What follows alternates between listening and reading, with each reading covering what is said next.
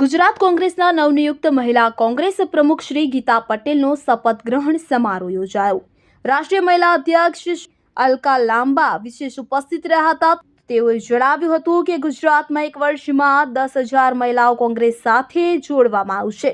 ગુજરાતના દરેક બૂથ પર 10 મહિલાઓને જોડવાનો કોંગ્રેસનું આયોજન। ત્યારે મહિલા કોંગ્રેસ મિશન મોડ પર અને પ્રથમ મિશન ગુજરાત પર કામ કરવામાં આવશે। સાથે જ સરકાર પર આકરા પ્રહારો કરતા શું જણાવ્યું आओ सांभळिए।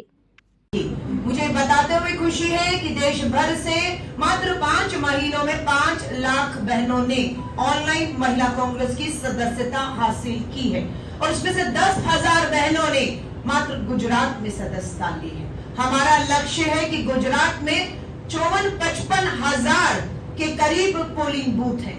हर एक पोलिंग बूथ पर जो लक्ष्य हमने अध्यक्ष को दिया है और आज कार्यकारिणी में चर्चा होगी, गुजरात के एक पोलिंग बूथ पर 10 महिलाओं को जोड़ने का हमारा लक्ष्य है।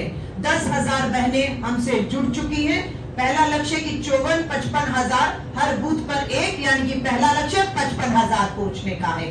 दूसरा लक्ष्य हर बूथ पर 10 बहनें जुड़ेंगी और वहीं से हमारा आप देखेंगे यह आंदोलन पूरे गुजरात में धीरे धीरे फैलेगा। मुझे मालूम है जब ये ऐलान कर रही हूँ, एक निष्पक्ष, ईमानदार, निर्भीक मीडिया इस बात को छापेगा और भाजपा पढ़ेगी भी।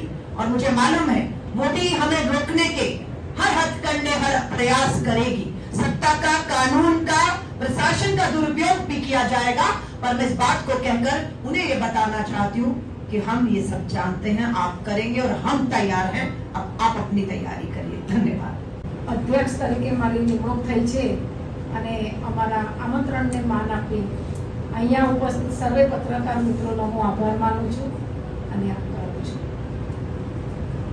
આજે અમારી રાષ્ટ્રીય અધ્યક્ષ અલકાજીને જે વાતો કરી છે, જે મુદ્દાઓ વિશે ચર્ચા કરી છે અને આવનારા સમયની અંદર મહિલાઓને ન્યાય અપાવવા માટે, મહિલાઓના મુદ્દાઓ ઉઠાવી અને એના સામે લડત આપવા માટે અને ગુનેગારોને સજા આપવા માટે, મોંઘવારીના મુદ્દાઓને લઈને અમે પબ્લિક વચ્ચે જઈશું અને આવનારા સમયની અંદર ઘણા બધા આંદોલન, પ્રદર્શન, ધરણા અને મીટિંગો કરી પ્રજાના પ્રશ્નો ઉઠાવી પ્રજા વચ્ચે જઈ અને મહિલાઓને ન્યાય અપાવવા અને સંગઠનમાં જોડવા માટેની વાત કરીશું। આવનારા સમયમાં વધુ મજબૂત સંગઠન કરવા માટે અમારા હાઈકમાન્ડે અને પૂરા કોંગ્રેસ નેતાગણે જે કંઈ મારા ઉપર વિશ્વાસ રાખ્યો છે એ વિશ્વાસમાં પાર ઉતરી અને વધુમાં વધુ સારી રીતે કામગીરી કરવા માટે હું કટિબદ્ધ છું। આપ સૌએ અહીંયા ઉપસ્થિત રહી અને અમારી અધ્યક્ષશ્રીની વાતને જન જન સુધી પહોંચાડવા માટેની જે કામગીરી લીધી છે એના માટે ફરી એકવાર ધન્યવાદ।